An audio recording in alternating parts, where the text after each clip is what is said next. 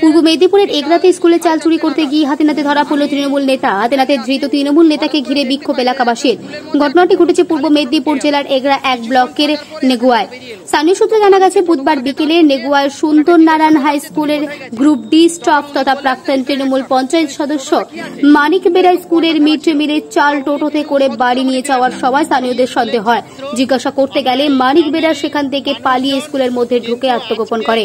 টোটো চালককে স্থানীয়রা জিজ্ঞাসা করলে সমস্ত সত্য বেরিয়ে আসে। ওই চাল চুরি করে দোকানে বিক্রি করার উদ্দেশ্যে নিয়ে যাওয়া হচ্ছিল বলে অভিযোগ স্থানীয় এলাকাবাসীর।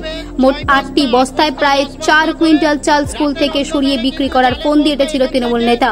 ঘটনার কথা জানাজানি হতেই নেগুয়া বাজারে প্রচুর মানুষ এসে ভিড় জমায়। উত্তেজিত জনতা স্কুল ঘেরাও করে বিক্ষোভ দেখায়। নেগুয়া পুলিশ ফাঁড়িতে খবর দিলে পুলিশ এসে ওই টোটো চালককে আটক করে নিয়ে যায়। পরে অভিযুক্ত তৃণমূল নেতাকে প্রশ্ন করা হলে তিনি বলেন, ওই অভিযোগ সম্পূর্ণ মিথ্যে। আমাকে ফাঁসানোর জন্য চক্রান্ত করা হচ্ছে। এই বিষয়ে প্রধান শিক্ষক এবং যিনি মিড ডে মিলের দায়িত্বে আছেন তিনি বলতে পারবেন। আমি কিছুই জানি না। স্থানীয় বিজেপির মন্ডল সভাপতি বিমল শের বলেন, আগে থেকেই এরকম চুরি হচ্ছিল, আজ সেটা প্রমাণিত হলো। রাতের অন্ধকারে এমন চাল চুরি হতো।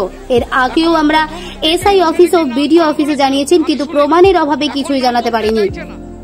আমাদের বক্তব্য হচ্ছে এইরকম অভিযোগ মিড ডে মিল চালু হওয়ার পর থেকে আমরা শুনতে পাচ্ছি এই স্কুলের কয়েকজন লোক তারা মিড ডে মিলের চাল পাচার চক্রের সঙ্গে যুক্ত। এই টোটোতে 8 বস্তা চাল বাইরে বেরিয়ে যাচ্ছে। আমি এই ভ্যান চালককে জিজ্ঞাসা করতে ইনি নাম সউত্তর করে বলছেন না। যথোপযুক্ত তদন্ত হবে, পুলিশ তার প্রশাসনিকভাবে আইনানুগ যা ব্যবস্থা গ্রহণ করবে। বিজেপির পক্ষে দাবি করা হয়েছে যে তৃণমূল নেতা স্কুলের স্টাফ মানিক বেরা তিনি জড়িত। ব্যক্তিগতভাবে কেউ কোনো রাজনৈতিক দলের সঙ্গে যুক্ত থাকতে পারেন, কিন্তু স্কুলে বা কোনো প্রশাসনিক জায়গায় অবৈধ কাজ করলে তার রাজনৈতিক পরিচয় হাইলাইট করার কোনো উদ্দেশ্য আছে বলে মনে করি না।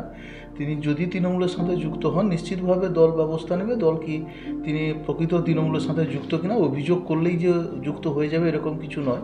তবে সেটা তদন্ত সাপেক্ষ ব্যাপার, প্রশাসন যেরকম তদন্ত করবে। আর যদি দলের সাথে যুক্ত থাকে এরকম কোনো ব্যক্তি, দল তার ব্যবস্থা নেবে।